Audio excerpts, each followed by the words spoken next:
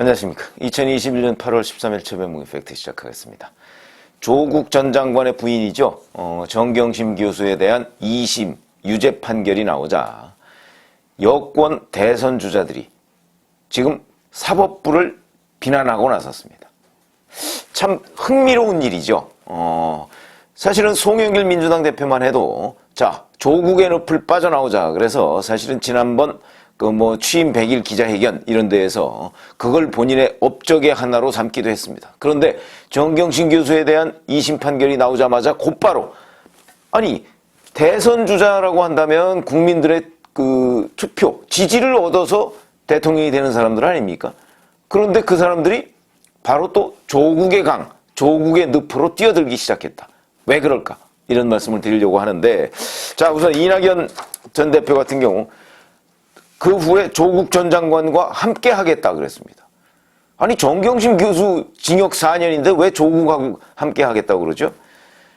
그리고 YTN 라디오에 나와서도 따님의 인턴 증명서 등이 모두 유죄라는 것이 과연 옳은 것인가?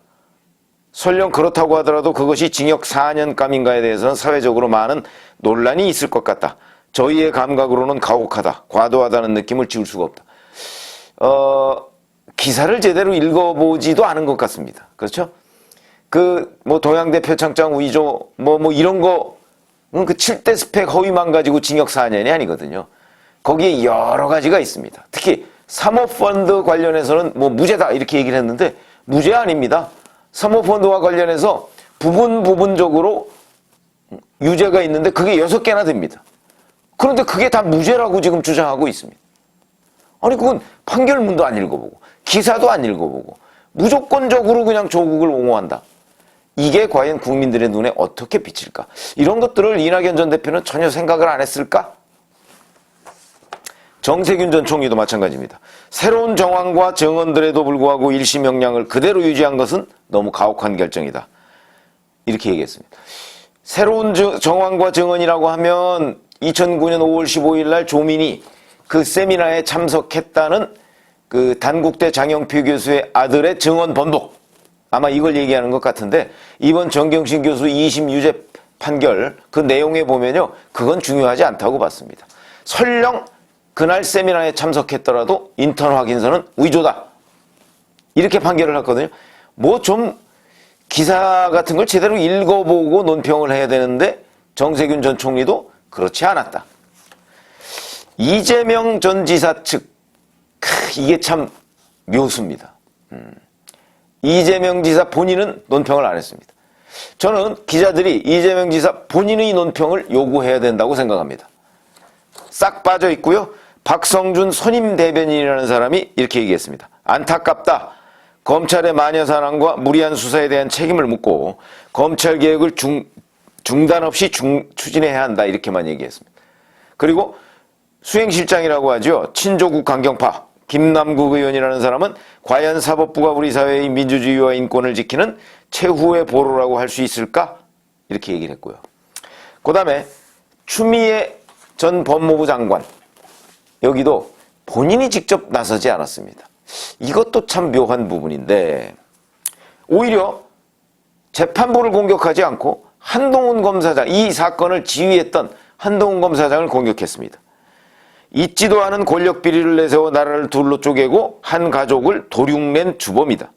한시의 지휘 아래 마른 수건 쥐어짜듯 뽑아낸 혐의들이다. 이렇게 얘기했습니다. 혐의가 있다는 건 인정을 하는 모양이죠. 이러자 한동훈 검사장이 모든 수사 단서가 언론과 시민사회에서 제기한 합리적 의문과 고발을 기초로 한 것이다. 거짓말 좀 작작해라. 이렇게 반격을 받았는데 자 그런 것이고요. 그 다음에 박용진, 김두관 의원은 별도 입장을 내지 않았습니다. 자 이렇게 되면 이제 제가 왜 객관적인 사실, 팩트 이런 거에도 불구하고 이 대선 주자라는 사람들이 알만한 사람들이 한마디로 얘기하면 조국의 강으로 뛰어들까 또다시 당에서도 이런 얘기가 나오죠. 결국 또 도로 조국 당 됐다. 대선 승리를 위해 그토록 건너려 했던 조국의 강 여기로 대선 주자들이 앞장서서 유턴하고 있다. 이런 자조 섞인 목소리들이 나오고 있습니다. 근데 왜 그럴까? 유일한 거 한 가지죠. 지금이 경선 중 아닙니까? 경선 중이니까 이런 주장이 경선의 표에 도움이 된다. 이렇게 생각하는 겁니다. 그러면 우리가 이런 걸 생각해 볼 수 있습니다. 경선을 앞두고 이제 친문표가 중요하다. 그럼 친문은 왜 조국이냐? 이런 의문이 또 생기죠. 그거는 문재인 대통령이 조국에 대해서 마음의 빚이 있다고 얘기를 하면서 그 이후에 별도의 코멘트가 없습니다. 마음의 빚 이제 다 갚았다. 만약에 문재인 대통령이 이렇게 얘기를 했다면 이런 현상이 나타나지 않을 겁니다. 마음의 빚 다 갚았다고 하면 이런 현상이 나타나지 않을 텐데 아직도 마음의 빚이 있다는 그 기조가 유지가 되니까 친문 강경파들, 이 사람들은 조국에 대해서 문 대통령이 갖고 있는 마음의 빚을 우리도 가지고 있다라는 생각을 여전히 하고 있고, 그러다 보니까 조국 지지자가 됐습니다. 이 사람들이. 그러니까 이 사람들의 표를 받아야 되는 경선 주자들은 당연히 조국 전 장관에 대한 지지 내지는 무조건적인 옹호 이런 게 되는 거죠. 대법원 판결이 나와도 마찬가지일 겁니다. 대법원 판결 원래는 644에서 6개월, 4개월, 4개월이니까 지금 8월이면 대개 연말쯤이나 내년 초쯤에 나올 걸로 보이는데, 모르죠. 또 김명수 대법원이 어떤 묘수를 부릴지는 모르겠으나 여하튼 정상적이라면 2심 판결이 끝나고 4개월 정도 있다가 나와야 되는데 워낙 고무줄이긴 합니다만은 그때 나오면 그 대선 임박해서입니다. 그렇게 된다면 또다시 윤석열 전 검찰총장, 한동훈 검사장 등이 주도한 이 정경심 수사의 정당성, 당위성 이런 것들이 저는 오히려 입증될 것이다. 그럼 그때도 이 사람들은 과연 그럴 것인가? 그런 게 의문부호로 나왔어요. 아마 그때는 이제 한 사람만 남을 거 아니겠습니까? 이재명 경기도지사가 남을 가능성이 제일 많죠. 저는 바로 그것 때문에 이재명 지사가 지금 몸을 사리고 있다고 봅니다. 본인이 논평을 안 했죠. 논평을 안 하고 선임 대변인이 논평을 했습니다. 자, 근데 이것도 굉장히 공격의 소지가 많은 겁니다. 제가 만약에 국민의힘 대선 주자라면 그때는 국민의힘도 한 사람이 후보가 돼 있을 것이고 민주당도 한 사람일 텐데 이재명 경기도지사가 돼 있을 가능성이 높죠. 그렇게 되면 이런 공격을 할 겁니다. 자, 정경심 교수의 2심 재판 결과를 보고 대변인을 통해서 안타깝다고 했는데 뭐가 안타깝다는 얘기냐? 정경심 교수가 7가지 7대 스펙, 그 다음에 사모펀드 관련한 이런저런 6가지 유죄 혐의, 증거, 은닉, 교사. 자, 이런 죄를 저지른 것이 안타깝다는 것이냐? 아는 그런 죄를 수사를 해서 국민 앞에 고한 윤석열 전 총장 등 수사팀이 안타깝다는 것이냐? 아니면 죄를 왜 물었느냐는 재판부가 안타깝다는 뜻이냐? 뭐가 안타깝다는 뜻이냐 하는 걸 물을 것이고요. 그렇게 된다면 또 거기에 대해서 어떤 답변을 하지 않겠습니까? 거기에 대해서 그러면 이재명의 정의감은 과연 무엇이냐? 범죄를 저지른 사람이 잘못이냐? 범죄를 저지른 것을 수사한 사람이 잘못이냐? 그것을 재판에서 단죄를 한 사람이 잘못이냐? 이재명의 정의감은 과연 무엇이냐? 이때 뭐라고 답변을 이재명 지사가 할까요? 그런 부분.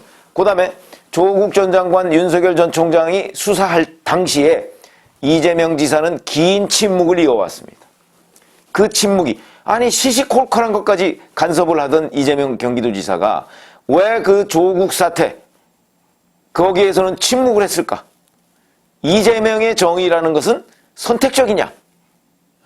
왜 남에 대해서는 정의 외치고 무슨 우리 사회의 어려운 사람들을 위해서는 무슨 마이너스 1,000만 원 통장 이런 얘기까지 하면서 국가 기강을 문란하게 한 조국 사태에 대해서는 침묵했느냐?